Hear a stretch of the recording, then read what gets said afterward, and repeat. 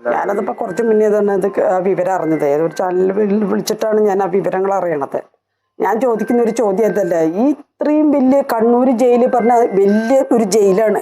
ആ ജയിൽ ഇവനെ എങ്ങനെ എടുത്ത് ചാടി? ഇവനൊരു സപ്പോർട്ട് ഒരാളില്ലാതെ ഇവൻ അത് ചെയ്യില്ല. ഈ ഇത്രയും വലിയൊരു ജയിലിൽ നിന്ന് ഇവൻ എടുത്ത് ചാടണമെങ്കിൽ അതിന് ഒരാളില്ലാതെ ഒരിക്കലും അവനതിന് കഴിയില്ല. 15 കൊല്ലായി. അപ്പൊ അത് ഇതിൻ്റെ ഉള്ളിൽ ആരോ അവന് സപ്പോർട്ടായിട്ട് നിൽക്കുന്നുണ്ട്. അത് കാരണം കൊണ്ടാണ് ഇവൻ ഈ ജയിലിൽ ചാടിയത്. അല്ലാതെ ഈ ഇത്രയും വലിയൊരു മതില് ഈ ഒരു ഒറ്റക്കൈക്കാരനല്ലേ, എന്ത് വന്നാലും അവന് ഒറ്റക്കൈക്കാരനല്ലേ. അവൻ ഇത്രയും വലിയൊരു മതിലെടുത്ത് ചാടണമെങ്കിൽ ഇത്തിരി പണിയുണ്ട് അവന്. അപ്പൊ അവനൊരാൾ ഇതിൻ്റെ ഉള്ളിലുണ്ട്. അവൻ എത്ര പെട്ടെന്ന് അതിൻ്റെ ഉള്ളിൽ പിടിച്ചിട്ടില്ല. അവന് കണ്ണൂർ വിടാനുള്ള സമയം അവനായിട്ടില്ല.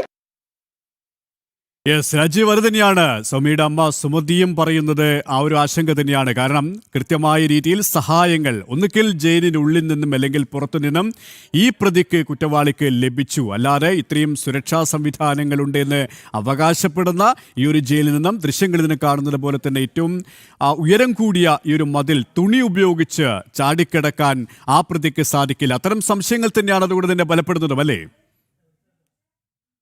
തീർച്ചയായും എല്ലാവരും ചോദിക്കുന്ന ഒരു ചോദ്യവും അത് തന്നെയാണ്. വികലാംഗനായ ഒരാൾക്ക് എങ്ങനെയാണ് ഇത്രയും ഉയരമുള്ള ഒരു മതിൽ ചാടിക്കിടക്കാൻ കഴിയുന്നത്? മറ്റു തരത്തിലുള്ള സഹായങ്ങൾ ലഭിച്ചില്ലെങ്കിൽ അതിന് ഒരു കാരണവശാലും സാധ്യതയില്ല എന്ന് തന്നെയാണ് പോലീസിൻ്റെയും വിലയിരുത്തൽ. അതുകൊണ്ട് തന്നെ ജയിലിൽ നിന്ന് കൃത്യമായ സഹായങ്ങൾ ലഭിച്ചിട്ടുണ്ട്. ഒരു ഗൂഢാലോചന ഈ വിഷയത്തിൽ നടന്നിട്ടുണ്ട്. നേരത്തെ തന്നെ മുൻകൂട്ടി തയ്യാറാക്കിയ പദ്ധതിയുടെ ഭാഗമായാണ് ഈ ജയിൽ ചാടിയത് എന്ന് തന്നെയാണ് കണക്കാക്കേണ്ടിയിരിക്കുന്നത്. അതനുസരിച്ചുള്ള തെളിവുകൾ തന്നെയാണ് ജയിലിൽ നിന്ന് പുറത്ത് വന്നുകൊണ്ടിരിക്കുന്നതും പോലീസും അതുമായി ബന്ധപ്പെട്ട അന്വേഷണം നടക്കുന്നുണ്ട്. ഇതിനൊപ്പമാണ് ജയിൽ അധികൃതരുടെ ഭാഗത്ത് നിന്ന് വന്ന വീഴ്ച.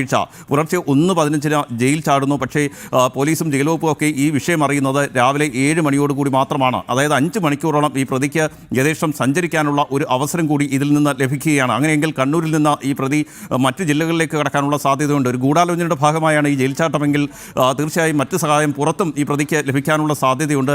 അങ്ങനെയെങ്കിൽ മറ്റെവിടെയെങ്കിലും സുരക്ഷിതമായ ഒളി സങ്കേതത്തിലേക്ക് മാറാനുള്ള സാധ്യതയും നിലനിൽക്കുന്നുണ്ട്. ഏതായാലും സംസ്ഥാനം വിട്ടു പോകാനുള്ള സാധ്യതയില്ല എന്നാണ് പോലീസിൻ്റെ നിലവിലെ വിലയിരുത്തൽ. എങ്കിൽ പോലും അതിനുള്ള സാധ്യതകളും പോലീസ് പരിശോധിക്കുകയാണ്. അതിന്റെ ഭാഗമായാണ് നിലവിൽ ഈ കണ്ണൂർ റെയിൽവേ സ്റ്റേഷനിലും കണ്ണൂർ ബസ് സ്റ്റാൻഡിലും ഈ കണ്ണൂർ പള്ളിക്കുന്നിലാണ് ഈ ജയിൽ സ്ഥിതി ചെയ്യുന്നത്. ഈ പള്ളിക്കുന്നിൽ നിന്നും റെയിൽവേ സ്റ്റേഷനിലേക്കായാലും ബസ് സ്റ്റാൻഡിലേക്കായാലും പോകാൻ അത്ര സമയം വേണ്ട, ചെറിയ ദൂരമേ ഉള്ളൂ. അതുകൂടാതെ കർണാടക അടക്കമുള്ള അയൽ സംസ്ഥാനങ്ങളിലേക്ക് രക്ഷപ്പെടാനും അവിടെ സൗകര്യമുണ്ട്.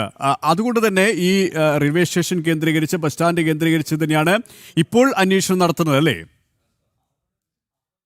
തീർച്ചയായും സുരേഷ്, ആ രീതിയിലുള്ള പരിശോധനകൾ തന്നെയാണ് നടക്കുന്നത്. സുരേഷ് സൂചിപ്പിച്ചതുപോലെ കണ്ണൂരിൽ നിന്ന് കർണാടകയിലേക്ക് കടക്കാൻ വളരെ എളുപ്പമാണ്. ട്രെയിൻ മാർഗമോ ബസ് മാർഗമോ ഈ കർണാടകയിലേക്ക് കടക്കാൻ കഴിയും എന്ന വസ്തുത നിലനിൽക്കുന്നുണ്ട്. 5 മണിക്കൂറോളം, അതായത് പോലീസ് അറിഞ്ഞ് അന്വേഷണം തുടങ്ങുന്നതിന് തൊട്ട് മുൻപ് 5 മണിക്കൂറോളം പ്രതിക്ക് സുരക്ഷിതമായി എവിടേക്കെങ്കിലും കടന്നു കളയാനുള്ള സമയം ലഭിച്ചിരിക്കുന്നു. അത് തന്നെയാണ് ഏറ്റവും പ്രധാനപ്പെട്ട ഒരു വിഷയം. ഇതിനൊപ്പം തന്നെ CCTV ദൃശ്യങ്ങളും പോലീസ് പരിശോധിക്കുന്നുണ്ട്. റെയിൽവേ സ്റ്റേഷനിലെ അതുപോലെ തന്നെ ബസ് സ്റ്റാൻഡിലെയും ഒക്കെ CCTV ദൃശ്യങ്ങളാണ് പരിശോധിച്ചുകൊണ്ടിരിക്കുന്നത്. ഈ ജയിലും റെയിൽവേ സ്റ്റേഷൻ തമ്മിലുള്ള ദൂരം അത് വളരെ കുറവാണ്.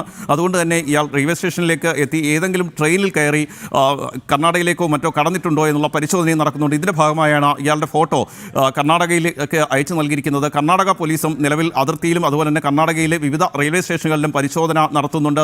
തമിഴ്നാട്ടിലേക്കും ഇയാളുടെ ഫോട്ടോ നൽകിയെന്നാണ് സംസ്ഥാന പോലീസ് മേധാവി അല്പസമയം മുമ്പ് വ്യക്തമാക്കിയത്. ഇതിൻ്റെ അടിസ്ഥാനത്തിൽ മറ്റ് സംസ്ഥാനങ്ങളിൽ കൂടി പരിശോധന വ്യാപിപ്പിച്ചിരിക്കുന്നു എന്നതാണ് ഏറ്റവും ഒടുവിൽ ലഭിക്കുന്ന വിവരം. ഏതായാലും പ്രതിയെ പിടികൂടും എന്ന് തന്നെ സംസ്ഥാന പോലീസ് മേധാവി അല്പസമയം മുമ്പ് വ്യക്തമാക്കിയിരിക്കുന്നു. കൂടുതൽ ദൂരം കടന്നു കളയാൻ സാധ്യതയില്ല. ഇയാൾ വികലാംഗനാണ്. മാത്രമല്ല ഇയാളെ വളരെ വേഗം തിരിച്ചറിയാൻ മറ്റ് യാത്രക്കാർക്ക് കഴിയും. അതുകൊണ്ട് തന്നെ തൽക്കാലം ഏതെങ്കിലും ഒളിസങ്കേതത്തിലേക്ക് മാറാനുള്ള സാധ്യതയുണ്ട് എന്നാണ് പോലീസിൻ്റെ കണക്കുകൂട്ടൽ. പക്ഷേ നമുക്കറിയാം, നേരത്തെ പല സംഭവങ്ങളിലും പോലീസ് ഇത്തരത്തിലുള്ള നിഗമനങ്ങളിലൊക്കെ എത്തിയതിനു ശേഷം ഈ പ്രതിയെ പിടികൂടിയത് മഹാരാഷ്ട്രയിൽ നിന്നൊക്കെയാണ്. വെല്ലത്തൂർ തീവണ്ടി തീവയ്പ്പ് കേസൊക്കെ നമുക്ക് അറിയാവുന്നതേ ഉള്ളൂ. അന്ന് ട്രെയിൻ തീവച്ച ശേഷം പ്രതിക്കായി കേരളമൊട്ടാകെ പോലീസ് പരിശോധനകൾ നടക്കുന്നതിനിടെയാണ് കർണാടക ATSൻ്റെ നേതൃത്വത്തിൽ മഹാരാഷ്ട്ര ATSൻ്റെ നേതൃത്വത്തിലുള്ള സംഘം മുംബൈയിൽ നിന്ന് പ്രതിയെ പിടികൂടിയ സംഭവം ഉണ്ടായത്. അത് പോലീസിന് വലിയ നാണക്കേട് ഉണ്ടാക്കിയിരുന്നു. അതായത് ഇവിടെ ട്രെയിനിൽ തീവയ്പ്പ് നടത്തിയ ശേഷമാണ് ഈ പ്രതി മഹാരാഷ്ട്ര വരെ എത്തുന്ന സാഹചര്യമുണ്ടായത്. ട്രെയിനിൽ കടന്നു കളയുകയായിരുന്നു. അത്തരത്തിൽ പരിശോധനകൾ വളരെ ശക്തമാക്കിയെന്ന് പോലീസ് അവകാശപ്പെട്ട സാഹചര്യത്തിലാണ്